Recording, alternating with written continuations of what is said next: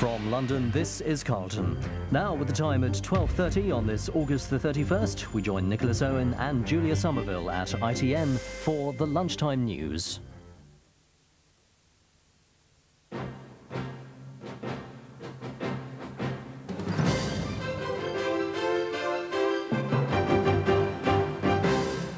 Hello, welcome to ITN's Lunchtime News, dominated by an IRA declaration this morning of a complete cessation of military operations. The IRA ceasefire will take effect from midnight.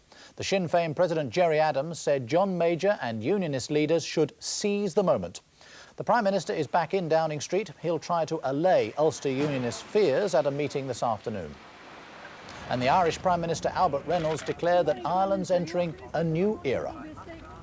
We'll have all the details and reactions to them. One other lunchtime headline, Diane Modell's second drugs test is positive. We hear from the experts who insist she's innocent.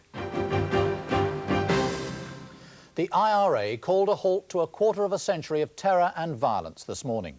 A statement issued from Dublin promised a complete end to the IRA's operations from midnight tonight. The Sinn Féin leader Gerry Adams said the ceasefire created an unprecedented opportunity. But one leading Ulster Unionist MP, William Ross, said anyone who took the statement at face value would be very foolish indeed. The IRA statement reads, recognising the potential of the current situation and in order to enhance the democratic process and underlying our definitive commitment to its success, the leadership of the IRA have decided that as of midnight, August the 31st, there will be a complete cessation of military operations. All our units have been instructed accordingly.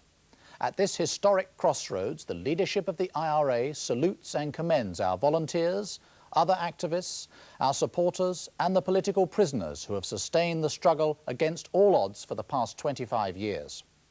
Our struggle has seen many gains and advances made by nationalists and for the democratic position. We believe that an opportunity to secure a just and lasting settlement has been created. We note that the Downing Street Declaration is not a solution. The success of any IRA ceasefire depends on the answers to certain key questions. Will the ceasefire really be permanent and unconditional as required by the Downing Street Declaration?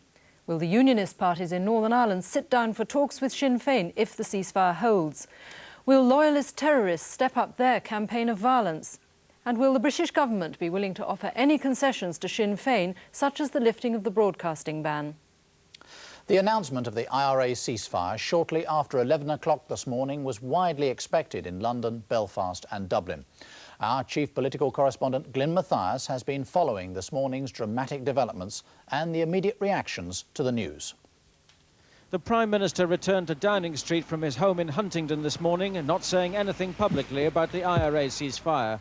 But Downing Street is cautious, determined not to respond until they're convinced the complete cessation of violence now proposed does meet their terms, that it should be unconditional and permanent. In contrast, the Irish Prime Minister Albert Reynolds seemed excited at the prospects for a new era. You're really on the brink of a new beginning, and peace is... This is the first gigantic step in the peace process, and we want to build on that. After 25 years of violence in Northern Ireland, there is an understandable scepticism.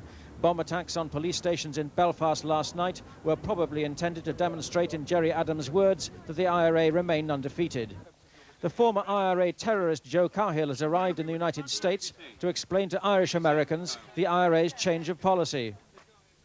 The unionist leader James Molyneux will meet John Major this afternoon to convey widespread fears in the unionist majority that the government may be pressured into making concessions to the IRA. And at Westminster, politicians remained cautious.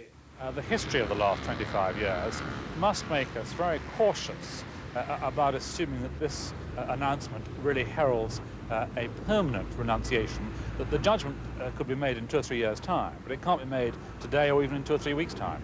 Any cessation of the murder and mayhem in Northern Ireland is good news for all of us, but what we'll have to look at very closely is whether this is the permanent ceasefire we've all been praying for, or whether it's something less than that, something of a gimmick. Well, if it's complete and unconditional and is carried through, it gives both communities in Northern Ireland the opportunity of making a new start on a more constructive basis. On the streets of Belfast, even as the ceasefire was being announced, a suspect device was being defused. In Republican areas, the ceasefire was welcomed. Well, we're all very happy. Just hope it stays peaceful. What sort of difference is it going to make to you now? Well, at least our kids will grow up a wee bit happier anyway. Yeah, I agree with it. As long as it goes our way. What does that mean? As long as the Brits get out and Ireland gets its freedom. Peace at last. It's great. Hope it lasts.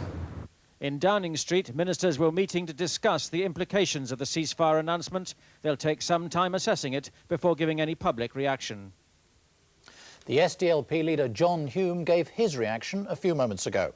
Well, you can take it for granted that after all the work I've been involved in, that I'm very, very pleased to hear that the IRA have announced a complete cessation of their campaign. And as I said with Gerry Adams, as we said together throughout, our objective at the end of the day was a total cessation of violence. I'm very glad that that has been announced today. And now let's look forward to what we also described as what our primary challenge is, which will be reaching agreement among our divided people. And I hope that all resources will now be devoted to that in a totally peaceful atmosphere. John Hume, do you